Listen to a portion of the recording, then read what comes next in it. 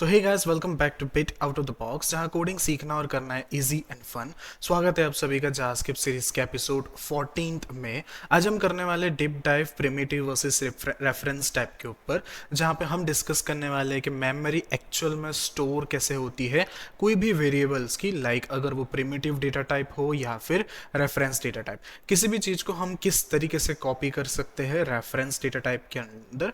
तो ये concept beginners के लिए थोड़ा कंफ्यूजिंग होता है, बट अगर आप ये समझ गए तो जावास्क्रिप्ट के बहुत सारे बग्स ऑटोमेटिकली ही समझ में आ जाएगा आपको। सो वीडियो को एंड तक जरूर देखना, क्योंकि मैं रियल वर्ल्ड एग्जांपल्स के थ्रू आपको ये कॉन्सेप्ट एकदम क्रिस्टल क्लियर करवाने वाला हूँ। और अगर कोई भी कंफ्यूजन हो तो एज ऑलवेज कमेंट करो, रिप्लाई मिलेगा विद इन 24 आवर्स। तो चलिए बिना किसी डिले के शुरू करते हैं जावास्क्रिप्ट के वैल्यूज वर्सेस रेफरेंस टाइप का असली सच, एकदम bit out of the box style में।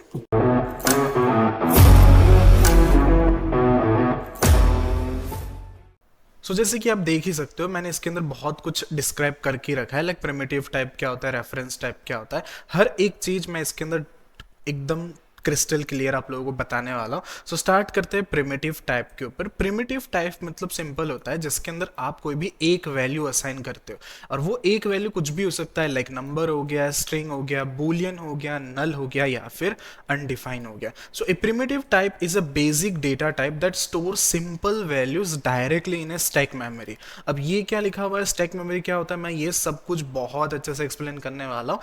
जस्ट उससे पहले मैं आपको बताता हूँ प्रिमिटिव टाइप एक्चुअली में होता कैसे है, ठीक है। तो अब मैं क्या करता हूँ, यहाँ पे सिंपल एक वैल्यू बना देता हूँ, x इक्वल टू, इस तरीके से मैंने सिंपल एक वैल्यू बना दिया, ठीक। अब ये जो x है ना, इसके अंदर मैंने एक वैल्यू स्टोर कर रखा है जो है हमारे पास में स्ट्रिंग। सिमिलरली अगर मैं कोई एक नंबर के अंदर कुछ वैल्यू स्टोर करके रखूँ, मीन्स एक नंबर वेरिएबल के अंदर कुछ स्टोर करके रखूँ, तो कुछ इस तरीके से वो स्टोर हो जाता है। अब ये होता कैसे, तो ये हर एक चीज जो प्रिमिटिव डेटा टाइप होती है उनकी जो वैल्यू स्टोर होती है वो होती है स्टैक मेमोरी के अंदर। अब ये स्टैक मेमोरी क्या होता है, मैं पहले आपको वो समझाता हूँ, ठीक है। अभी ध्यान से समझना मैं यहाँ पे क्या समझा रहा हूँ, क्योंकि बहुत लोगों को यहाँ पे समझ में ही नहीं आता है कि ये क्या हो रहा है। अब देखो, स्टैक मेमोरी बिल्कुल इस तरीके से होती है, ऐसे बॉक्स होता है, ठीक है, एक लेयर बाय लेयर ऐसे बॉक्स होता है जिनके अंदर कुछ इस तरीके से खाली जगह होती है, जहां पे आप जो वैल्यू असाइन करते हो या फिर आप जो भी वेरिएबल असाइन करते हो वो वैल्यू यहाँ पे स्टोर हो जाता है। तो अब ध्यान से समझो, सबसे पहले मैंने यहाँ पे क्या देखा, x, तो इस वेरिएबल का जो खाली बॉक्स है वो यहाँ पे आ जाएगा। उसके बाद कौन सा वेरिएबल है, तो मेरे पास दूसरा वेरिएबल है नंबर, तो वो जो नंबर है वो इस वाले बॉक्स में आ जाएगा। इस x के पास कौन सी वैल्यू है, ये वाली वैल्यू है, तो वो यहाँ पे स्टोर हो जाएगा। इस नंबर पे पास कौन सी वैल्यू है, तो ये वाली वैल्यू है, तो ये हो जाएगा यहाँ पे स्टोर हो जाएगा, ठीक है। अब ध्यान से समझो, अगर अब मैं ऐसा बोलूं कि मैं यहाँ पे तीसरा वेरिएबल बना रहा हूं, तो तीसरा वेरिएबल का नाम इधर आ जाएगा और वो तीसरे वेरिएबल की जो भी वैल्यू होगी वो स्टोर हो जाएगी आपके थर्ड वाले बॉक्स में। So this is what we called a stack memory. तो हर एक प्रिमिटिव डेटा टाइप जो भी हम यूज करते हैं वो कुछ इस तरीके से स्टोर होती है, जिनको हम सिंपल बोलते हैं स्टैक मेमोरी। अब इसी चीज को थोड़ा कंफ्यूजिंग बनाता हूं मैं आप लोगों के लिए, ताकि आप लोगों को समझ में आवे। सपोज करो मैंने यहाँ पे x की वैल्यू 10 दे दी है और मैं सिंपल x को लॉक कराता, और अगर मैं बोलूँ कि इसकी वैल्यू क्या आएगी, तो आप बोलोगे ऑब्वियसली x की वैल्यू क्या आने वाली है, मेरे पास में 10 आने वाली है। अब इसी को मैं क्या करता हूँ, मैं एक और बनाता हूँ वेरिएबल और उसके अंदर x की वैल्यू स्टोर करा देता हूँ। अब सिंपल समझो, मैंने फर्स्ट एक वेरिएबल को बनाया, उसके अंदर मैंने कुछ वैल्यू असाइन किया है। सिमिलरली मैं एक और वेरिएबल बनाया जिसके अंदर मैंने x की वैल्यू को स्टोर कर दिया। अब अगर मुझे x की जगह y की वैल्यू देखनी हो तो मुझे क्या मिल जाएगी, y की जो भी पर्टिकुलर वैल्यू है वो मुझे यहाँ पे सिंपली मिल जाएगी y की वैल्यू। अब मुझे सिमिलरली x की वैल्यू चाहिए तो मैं दोनों की दोनों वैल्यू सिंपल यहाँ पे देख सकता हूँ। अब मैं क्या करता हूँ, यहाँ पे इसको असाइन करने के बाद मैं यहाँ पे x को बाई 1 बढ़ा देता हूँ कुछ इस तरीके से। इट मीन्स मैं सिंपली इंक्रीमेंट ऑपरेटर का यूज करके x की वैल्यू को मैंने इंक्रीज कर दिया। अब अगर मैं यहाँ पे y की वैल्यू लॉक करूंगा तो मुझे क्या मिलेगा, मुझे वो 11 मिलेगा या मुझे वो 10 मिलेगा, आप लोग गेस करो। और मैं चाहता हूं कि आप लोग सब ये कमेंट में बताओ कि मुझे y की वैल्यू क्या मिलेगा। अगर आप लोग का गेस हो गया होगा तो मैं आपको बताऊं कि मुझे y की वैल्यू 10 मिल रही है। अब अगर वही सेम चीज अगर मैं x की वैल्यू को लॉक कराऊं तो अब मुझे x की वैल्यू क्या मिलेगी, बाई 1 इंक्रीमेंट मिलेगी। इट मीन्स एक 11 मिलेगा और ये 10 मिलेगा। अब ये ऐसा क्यों हुआ, तो मैं आपको फिर से वही डायग्राम के ऊपर लेके जाता हूँ, ठीक है। मैं थोड़ा पहले इसको रब कर देता हूँ। अब ध्यान से समझो आप लोग, यहाँ पे हुआ क्या कि सबसे पहले मैंने क्या बनाया, x बनाया, उसके बाद मैंने क्या बनाया, y बनाया। अब आपको दिख रहा होगा कि x के अंदर मैंने कितनी वैल्यू दी, 10, तो यहाँ पे सिंपल से वो वैल्यू क्या हो जाएगी, यहाँ पे स्टोर हो जाएगी। उसके बाद मैंने y को क्या बोला कि y तुमको क्या करना है, x की वैल्यू असाइन करनी है, तो वो लिटरली y क्या करेगा, उस x के पास जाएगा और उसकी जो भी वैल्यू है उसको क्या करेगा, अपने डेटा टाइप के अंदर या फिर अपने मेमोरी के अंदर स्टोर कर देगा कुछ इस तरीके से। उसके बाद मैंने क्या किया, x के अंदर इंक्रीमेंट करा दिया। इट मींस जो यहाँ पे 10 था उसको मैंने क्या कर दिया, इंक्रीमेंट करा दिया। इट मींस उसका जो वेरिएबल का जो डेटा है वो इंक्रीमेंट हो गया बाई 1। क्या उससे y को कुछ फर्क पड़ा? नहीं। दैट्स वाई यहाँ पे मुझे x की जो वैल्यू है वो स्टार्टिंग में मुझे मिल रही है 11, और अगर y की वैल्यू देखो तो वो मुझे मिल रही है 10। क्यों मिल रही है? क्योंकि यहाँ पे मैं x के साथ कुछ भी करूँ उससे y को कुछ भी फर्क नहीं पड़ने वाला। क्यों? क्योंकि वो एक अलग से उसके सेपरेट मेमोरी के अंदर उसने अपने वैल्यू को स्टोर करके रखा है। So this is what we called as stack memory. I hope कि आपको ये समझ में आएगा कि प्रिमिटिव टाइप क्या होता है। So primitive type is a basic data type that stores simple values directly in a stack memory. ठीक है, अब इसी चीज को थोड़ा सा और समझते हैं रेफरेंस टाइप के थ्रू। अब इससे पहले वाले वीडियो में मैंने है ना एरे समझाया हुआ था। मैं चाहता तो उससे पहले मैं ये समझा सकता था, बट मैंने सोचा कि पहले आप लोगों को एरे एक बार पता तो होना चाहिए क्या हो, तो तब जाके मैं आपको बता सकता हूं ना कि रेफरेंस टाइप एक्चुअली क्या होता है, क्यों हम इसको यूज करते हैं। अब रेफरेंस टाइप के अंदर क्या होता है, मैं सिंपली सेम वही चीज कर रहा हूं।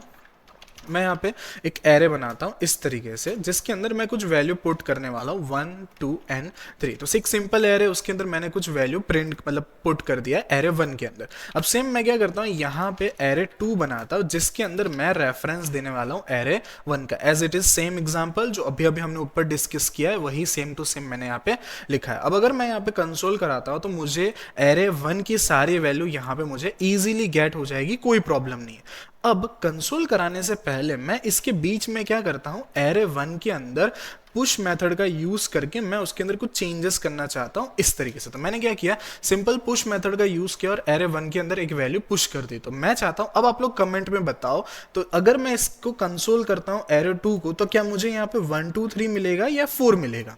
ठीक है, मैं चाहता हूं अगर आप लोग ध्यान से देख रहे हो तो इस चीज को आप कमेंट करो। अब जैसे मैं इसको रन करूंगा ना, यहाँ पे मुझे वैल्यू चेंज होते हुए दिख जाएगी। अब ये क्या मान रहा है, क्यों? क्योंकि ये क्या करता है, स्टैक मेमोरी के अंदर अपना वैल्यू स्टोर नहीं करता, वो स्टोर करता है हीप मेमोरी के अंदर। अब ये क्या नवा बता दिया मैंने, हीप मेमोरी। चलो अब वो आपको समझाता हूँ सिंपल। ठीक है, मैं क्या करता हूँ, यहाँ पे आप लोगों को ड्राइंग करके समझाता हूँ कि एक्चुअली हीप मेमोरी होती कैसे है। देखो हीप मेमोरी को समझो, अब बिल्कुल इस तरीके से तिजोरी जैसे होती है। अब तिजोरी के अंदर कैसा होता है, आपके घर पे भी तिजोरी होगा ऑब्वियसली, उसके अंदर क्या होता है, हम हमारे जो भी पैसे वगैरह होता है वो सब हम इस तिजोरी के अंदर स्टोर करके रखते हैं। अब ऐसा समझो कि हमारे जो फादर है, फादर ने जो भी उन्होंने इनकम किया वो इनकम उन्होंने डायरेक्ट दे दिया किसको, मॉम को दे दिया। अब मॉम क्या करेगी, सिंपल वो जो भी वैल्यू है, मतलब जो भी अमाउंट है वो क्या कर देगी, तिजोरी के अंदर रख देगी। अब यहाँ पे अगर यहाँ पे सपोज करो कि यहाँ पे 500 कॉइन्स पड़े हुए, उसमें से अगर मॉम ने कुछ भी यूज किया हो तो वो 500 में से क्या हो जाएगा, माइनस हो जाएगा। या फिर सपोज करो कि फादर दूसरे दिन एक और कुछ इनकम लेके आए, वहां पे उन्होंने उस इनकम के साथ इस इनकम को रख दिया, तो यहाँ पे मेरे पास में कितनी हो गए, 1000 कॉइन्स हो गए। ये भी बिल्कुल वैसा ही है। तो ये फर्स्ट इनकम था हमारा जो कि ये वाला है। उसके बाद ये मैंने क्या कर दिया, दूसरे वैल्यू के अंदर स्टोर कर दिया, इजीली स्टोर कर दिया। वो दूसरा वैल्यू कौन सा है, तो यहाँ पे वो दूसरा वैल्यू ये वाला। अब यहाँ पे क्या किया मैंने, उस फर्स्ट वैल्यू के अंदर कुछ और वैल्यूज ऐड किया, जैसे कि इस तरीके से।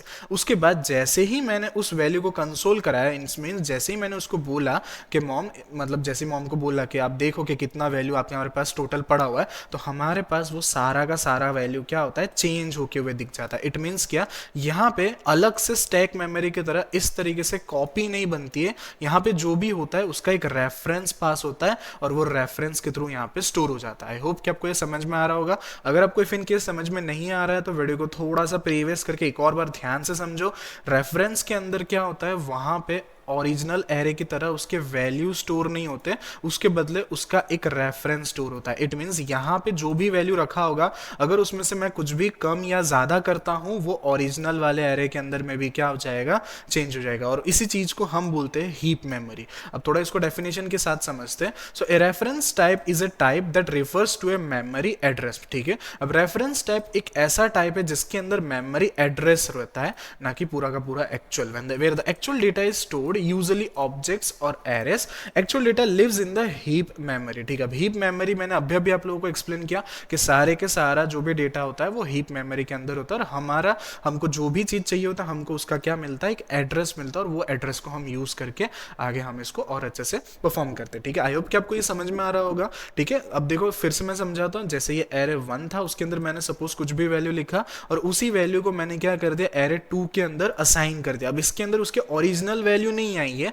इसके बदले उस एरे 1 की रेफरेंस आई है। तो इफ इन केस अगर मैं एरे 1 के अंदर कुछ भी चेंज करता हूं, वो रेफरेंस की वजह से वो सारा का सारा चेंज, मेरा डिफ्लेक्शन एरे 2 के अंदर भी दिखेगा, और वही चीज यहाँ पे अभी राइट नाउ हुआ। सो आई होप कि आपको ये समझ में आ रहा होगा। थोड़ा सा और समझते हैं तो अभी आपको इतना तो पता चल गया होगा कि भाई एरे जो होता है वो हमारा कौन सा होता है, रेफरेंस टाइप होता है। Array and object reference type होता है। ये मैं पहले करा सकता था, लेकिन अगर मैं उस टाइम पे ये इस तरीके से कुछ लिखता और मैंने अगर एरे बताया नहीं तो आपको समझ में नहीं आता कि मैंने क्या किया, इसलिए मैंने पहले एरे एक्सप्लेन किया, उसके बाद मैंने आपको ये बताया कि एरे एक्चुअली में कौन सा टाइप होता है, हमारा रेफरेंस टाइप होता है। ठीक है, तो हमारे पास जावास्क्रिप्ट के अंदर बेसिकली दो ही टाइप होते हैं। फर्स्ट वन में आता है प्रिमिटिव टाइप, जहां पे हमारे पास एक एक सिंगल इंडिविजुअल वैल्यू स्टोर होती है डायरेक्ट मेमोरी के अंदर। सेकंड आता है हमारे पास में रेफरेंस टाइप, जहां पे हमारे पास क्या होता है, एरे आर ऑब्जेक्ट होता है, जिसके अंदर हम लोग क्या करते हैं, उस मेमोरी का एक रेफरेंस आईडी स्टोर करते हैं, मतलब रेफरेंस स्टोर करते, पूरा पूरा मेमोरी स्टोर नहीं करता। अब इस चीज का प्रॉब्लम क्या है मैं आपको समझाता हूं। इफ इन केस अगर मुझे यहाँ पे उसका कॉपी करना हो, सपोज करो कि मैं एक्चुअल में चाहता हूं कि एरे 2 मेरे पास में कॉपी हो जाए, तो वो कॉपी नहीं होगा। क्यों? क्योंकि एरे 2 के अंदर तो हमने रेफरेंस पास किया है, तो कोई भी जाके अगर एरे 1 को चेंज कर देगा तो वो सारा का सारा चेंज एरे 2 में भी डिफ्लेक्ट होना स्टार्ट कर देगा। तो अब ये आपको थोड़ा रिसर्च करना है कि हम इस एरे 2 को कैसे कॉपी करते हैं। ठीक है, मैं नेक्स्ट लेक्चर में ये सिखाने ही वाला हूं कि हम किसी भी प्रॉपर एरे को किस तरीके से कॉपी करके डुप्लीकेट एरे बना सकते हैं। बट आपके लिए होमवर्क है, आप खुद से पहले इसको ट्राई करो, उसके बाद आप नेक्स्ट वीडियो के लिए जाना। ओके, अब नेक्स्ट आता है हमारे पास में वैल्यू टाइप के ऊपर। वैल्यू टाइप भी बिल्कुल सेम होता है प्रिमिटिव टाइप के ऊपर। ये वैल्यू टाइप जो होता है वो बेसिकली कोई ज्यादा डिस्कस करता है नहीं, क्योंकि ये सेम ही होता है प्रिमिटिव टाइप के जैसा है। तो आप देख सकते हो यहाँ पे भी वही सेम वैल्यूज आ रही है जो हम लोगों ने प्रिमिटिव टाइप में देखा है। So a value type is a type that stores the actual data in the stack memory, same ऊपर जैसा ही है। In other words the variable stores the actual value, not a reference. तो I hope कि आपको ये value type समझ में आया होगा। अब ये वैल्यू टाइप यूज किधर होता है, ये वर्ड या फिर ये टर्म हम यूज कहां करते हैं, पहले वो समझाता हूं। सो अब इनके बीच का डिफरेंस बताता हूं आपको। प्रिमिटिव टाइप मींस क्या होता है, a basic built in data type provide by the language like integer, character etcetera, जिसके अंदर मैं हर एक वैल्यू स्टोर कर सकता हूं। इसके अंदर भी सेम है। तो क्या ये दोनों सेम है? तो यस, समटाइम्स यस। मतलब क्या कि हर एक लैंग्वेज में सेम नहीं होता है, किसी किसी लैंग्वेज में वेरी करता है। अगर हम बात कर रहे हो जावा, जावास्क्रिप्ट और सी शार्प की, तो उसके अंदर मोस्टली प्रिमिटिव टाइप्स को ही हम क्या बोलते हैं, वैल्यू टाइप्स। ठीक है, अब जो लोगों को सी शार्प आता होगा उनको ये आइडिया होगा। अगर आप लोगों को नहीं आता है सो कोई बात नहीं, अब मैं बाद में इसका भी पूरा एक ट्यूटोरियल बनाने ही वाला हूँ, जहाँ पे मैं प्रॉपर एक्सप्लेन करने वाला हूँ कि सी शार्प को हम यूज कैसे करते हैं। तो वहाँ पे हम इस चीज को और भी डिटेल में देखने वाले हैं।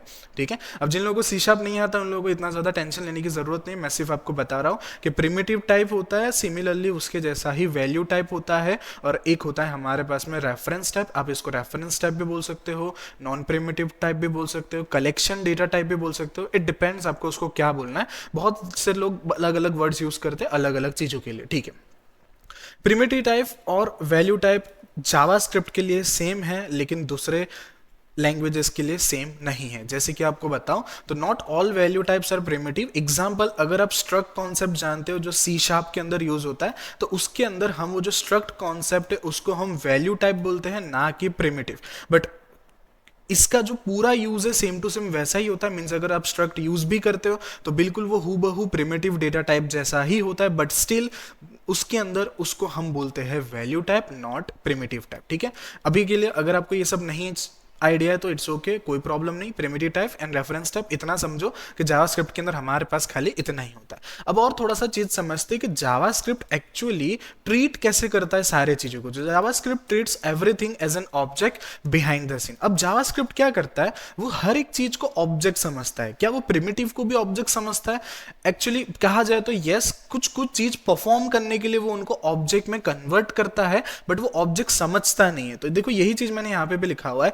Even through primitive types are not object. जो हमने प्रिमिटिव टाइप देखा वो ऑब्जेक्ट नहीं होता है, बट जावास्क्रिप्ट टेम्पररीली रैप्स, वो क्या करता है, टेम्पररीली रैप कर देता है ऑब्जेक्ट के अंदर कुछ सर्टन टास्क या कुछ मेथड परफॉर्म करने के लिए when you try to access properties और मेथड ऑन देम। अब वो कौन से मेथड्स होते हैं जो वो एक्सेस करता है और उसके लिए उसको कन्वर्ट कराना पड़ता है ऑब्जेक्ट के अंदर। तो मैं आपको समझाता हूँ। मैं क्या करता हूँ, सिंपल यहाँ पे एक स्ट्रिंग वैल्यू बनाता हूँ str करके, जिसके अंदर मैं कुछ वैल्यू पुट करने वाला हूँ इस तरीके से, ठीक है। एक सिंपल मैंने जस्ट एक वैल्यू बनाया जिसके अंदर मैंने एक वैल्यू इस तरीके से लिखा। अब मुझे क्या चाहिए, मुझे इस वैल्यू का लेंथ चाहिए, तो मैं कैसे लेंथ गेट कर सकता हूँ, तो मैं सिंपल क्या करूंगा, स्ट्रिंग लिखूंगा और यहाँ पे सिंपल क्या कर दूंगा, लेंथ लिख दूंगा।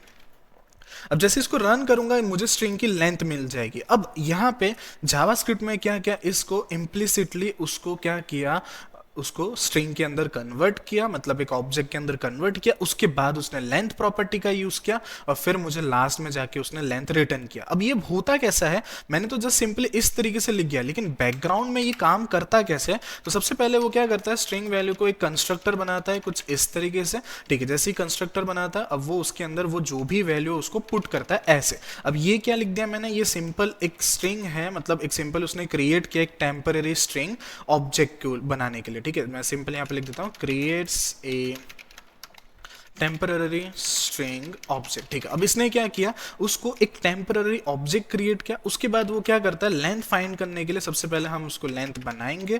अब इसके अंदर वो क्या कर सकता है, जैसे ही वो ऑब्जेक्ट कन्वर्ट हो जाता है तो वो सिंपली क्या कर सकता है, लेंथ को फाइंड कर सकता है। और उसके बाद हम क्या करेंगे, सिंपल अगर मैं इस लेंथ को कंसोल करता हूँ तो मुझे उसकी जो वैल्यू वो सिंपल गेट हो जाएगी। जैसे मैं अभी इसको रन करूंगा, अभी मुझे कुछ लेंथ की वैल्यू इस तरीके से मिलता है। तो मैंने तो मेरा काम सिर्फ इतना कर दिया, लेकिन जावास्क्रिप्ट बैकग्राउंड में बैकएंड में उसने कैसे वर्क किया, तो सबसे पहले उसने उसको क्या किया, एक अलग से स्ट्रिंग ऑब्जेक्ट के अंदर उसको प्लेस किया ताकि उसका वो जो मेथड है वो उसको सिंपली क्या कर सके, यूज कर सके। तो आई होप कि आपको ये समझ में आ रहा होगा। इफ इन केस अगर आपको कोई भी डाउट है तो आप नीचे कमेंट कर सकते हो। अब आपको कंक्लूजन बता देता हूं, बेसिकली हमने पढ़ा क्या। सो प्रिमिटिव जो होते हैं वही वैल्यू टाइप्स होते हैं जावास्क्रिप्ट के अंदर, ठीक है। बाकी और लैंग्वेज जैसे सी शार्प के अंदर स्ट्रक्ट आ जाने की वजह से वो प्रिमिटिव नहीं बोला जाता, उसको वैल्यू टाइप बोला जाता है, ठीक है। और क्या क्या देखा हमने, सो प्रिमिटिव ऑब्जेक्ट्स होते हैं, नो प्रिमिटिव ऑब्जेक्ट्स नहीं होते, बट वो टेम्परली ट्रीट करता है, उन्हें ऑब्जेक्ट बनाता है ताकि उनमें से उनका जो मेथड है वो उसको यूज कर सके। देन क्या जावास्क्रिप्ट सबको ऑब्जेक्ट समझता है? नहीं, सबको ऑब्जेक्ट नहीं समझता। आपको पता है कि प्रिमिटिव डेटा टाइप को वो ऑब्जेक्ट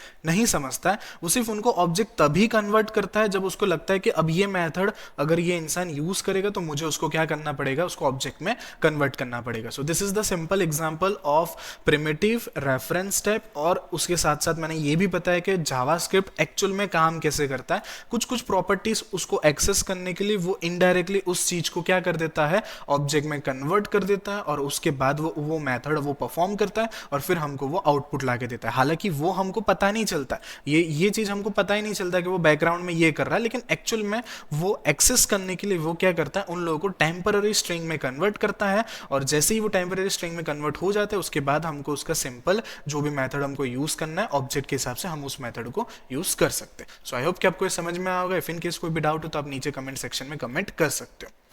सो आज के सेशन में इतना ही, मिलते हैं नेक्स्ट सेशन में एक और न्यू धमाकेदार टॉपिक के साथ। तो तब तक के लिए बने रहिए, be safe and take care, sayonara.